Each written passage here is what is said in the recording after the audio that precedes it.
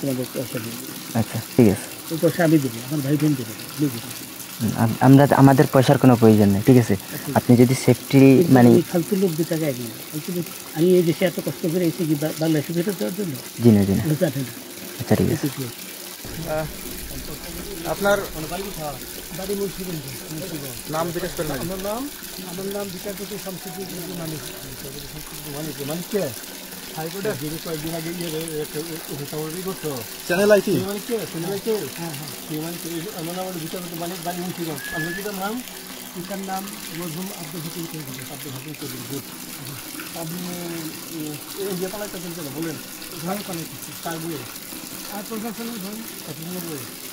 একটা মেয়ে বলছিলেন যে ইয়ের বাচ্চা দীপ্তি চৌধুরী, এটা আমি খবর পেয়েছি।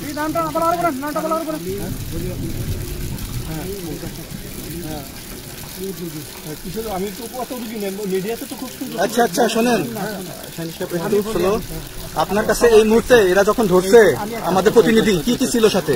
আমার সাথে কি কি ছিল এটা বলেন। আমার সাথে ছিল ব্রিটিশ পাসপোর্ট, বাংলা পাসপোর্ট, টাকা ডেবিট কার্ড। আচ্ছা কালকে যে টাকাগুলো ছিল, আজকে কোনো টাকা ছিল সাথে? আজকে ছিল না, বাংলাগুলা 40,000। কয় টাকা ছিল? দেখেন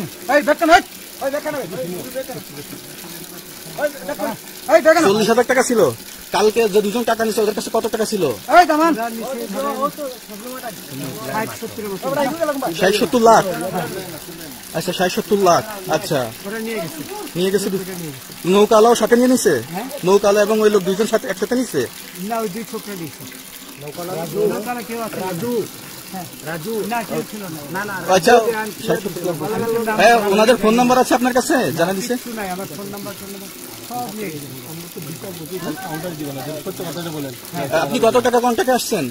আমি 15,000 টাকা ওদের বলছিলাম, আমি দিচ্ছি, কিন্তু পরে এই 2 ছেলে আমার মাইরা ধইরা। মাইকটা কোন জায়গায় মারছে ভাইয়া?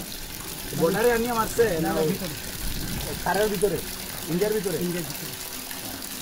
আমি তো ইয়ের নামে আমাদের বাংলাদেশের নামে আমি অনেক অন্যায় করছি, জুলুম করছি, সঠিক আমি জুলুম করি নাই। আচ্ছা এগুলো আইন প্রক্রিয়ায় চলবে, এগুলো আমরা কিছু কথা বলতে পারি না, চলেন ভাই।